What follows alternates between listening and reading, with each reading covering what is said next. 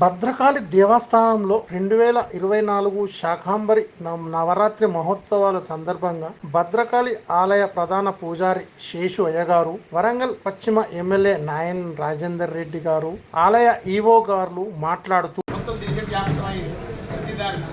అదంతా వరంగల్కే దక్కుతుంది. ఆ కీర్తి చేస్తాయి. ఎందుకు అంటే వాళ్ళ శంకరాచార్యుల వారు కేరళలో పుట్టకపోతే మనం బౌద్ధం అయిపోయే వాళ్ళం. ఇవాళ హైందవ సాంస్కృతిక పునరుజ్జీవన నిర్మాణకర్త విద్యారణ్యులు వరంగల్లో పుట్టకపోతే మనం హిందువులుగా మిగిలేవాళ్ళం కాదు. అట్లాంటి విద్యారణ్యులకు జన్మనిచ్చిన నేల తల్లి వరంగల్ గడ్డ యొక్క గొప్పతనం అట్లాంటిది, అమ్మవారి యొక్క మహిమ అట్లాంటిది. భద్రం సిద్ధాంత విజ్ఞానం భద్రలోకానురూపం మంగళ కలైకి జననీతి భద్రకాళి. నమ్మిన వారికి మంగళములను భద్రములను శ్రేయస్ సంపదలను మోక్షానికి హేతువైన సిద్ధాత్మ జ్ఞానాన్ని మనకు ప్రసాదిస్తుంది. కాబట్టి ఆ తల్లిని భద్రకాళి అన్నారు. ఆ దగ్గర శాకంబరి ఉత్సవం మనం చేస్తే ఇప్పుడు ప్రపంచమంతా ఇది వ్యాపించింది. శాకంబరి ఉత్సవాన్ని యొక్క సిగ్నిఫికెన్స్ను మన ఎమ్మెల్యే గారు వివరిస్తారు. ఎందుకు అంటే ధర్మశ్రద్ధ కలిగిన వ్యక్తి మొదటి నుంచి కూడా అమ్మవారి భక్తులు. అదే కాకుండా సామాన్యంగా ఏమిటంటే ఏ రాజ్యంలో అయితే ప్రజల యొక్క తనుమాన ధన ప్రాణములకు సేఫ్టీ ఉంటుందో ఆ రాజ్యం అంతా ప్రశాంతత కలిగి ఉంటుంది. అట్లాగా 6 నెలల్లోనే ఒక 50 ఏళ్ల కీర్తిని మన ఎమ్మెల్యే గారు సంపాదించుకున్నారు. మహా గొప్ప నాయకుడు. ఎందుకంటే మాకేం తెలుసు, ప్రజలు వచ్చి మా దగ్గర అంటూ ఉంటే, ఎందుకంటే ఆచరణ శ్రేష్ఠ అయ్యా, అందరం ప్రశాంతంగా ఉన్నాము. అదొక చాలా ఆనందకరమైన విషయం. ఒక మాట అన్నారు, వీరి కీర్తి ఇంకా ఇతోధికంగా ఇమ్మడింపజేయాలి. వీరి వల్ల ఆ దేవాలయాలు, విద్యాలయాలు, సమాజం అంతా కూడా శాంతి సౌభాగ్యాలతో పరిడవిల్లాలని అమ్మవారిని ప్రార్థిస్తూ ఎమ్మెల్యే గారు అడ్రస్ చేస్తారు. శ్రీ భద్రకాళి అమ్మవారి అద్భుతమైన దేవాలయం ప్రతిష్ఠితమై ఉన్నది.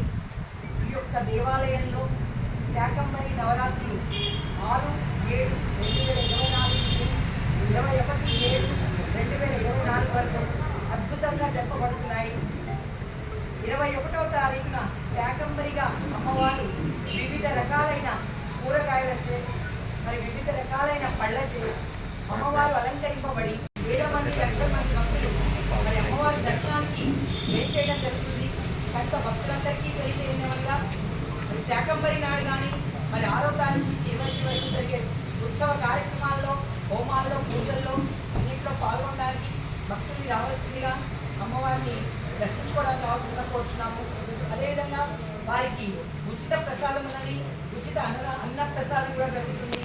ఇక్కడ అన్నప్రసాద సత్రంలో అన్నప్రసాద భోజనం కూడా ఏర్పాటు చేయబడుతుంది. మంచినీటి సౌకర్యం ఉంది.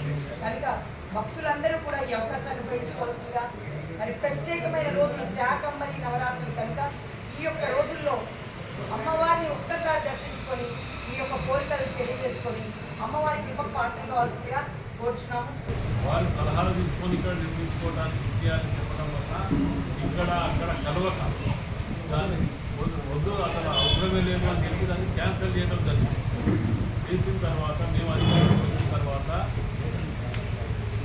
ఉదయం 9 గంటలకు సెక్రటరియట్లో ఇన్ఛార్జ్ మినిస్టర్ శ్రీనివాస్ రెడ్డి గారు, సీతక్క, కొండ సురేఖ గారు, నేను నలుగురం కలిసి పట్టణ రివ్యూ కాలేజీ నారాయణరావు గారి మోడల్ వాటి మీద ఉదయం 9 గంటలకు చరిత్ర మిగిలిపోయే విధంగా సెక్రటరీలో రివ్యూ పెట్టి అప్పటికప్పుడు అధికార యంత్రాంగం అక్కడనే ఉంటే వాటిని ఆదేశించి తక్షణం దీనికి టెండర్ రికాల్ చేయండి అని చెప్పి అప్పటికప్పుడు టెండర్ మళ్ళీ పెట్టించి ఓపెన్ చేయడం జరిగింది. టెండర్ ఓపెన్ చేసిన దానికి డేటాతో సహా ఉంటాయి.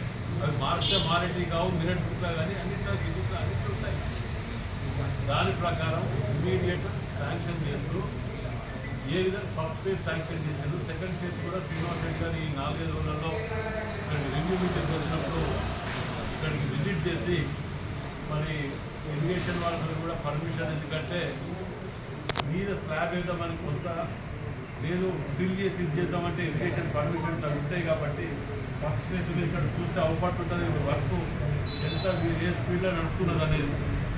ఇదే కానివ్వండి, కాలేజీ నారాయణరావు కానివ్వండి, ఏవి కానివ్వండి, ఇవి చాలా హై స్పీడ్లో వర్క్ నడుస్తున్నాయి. సో వీటికి ఏమేమి వనరులు కావాలి అనేది ఫ్రీ హ్యాండ్ ఇవ్వడం జరిగింది.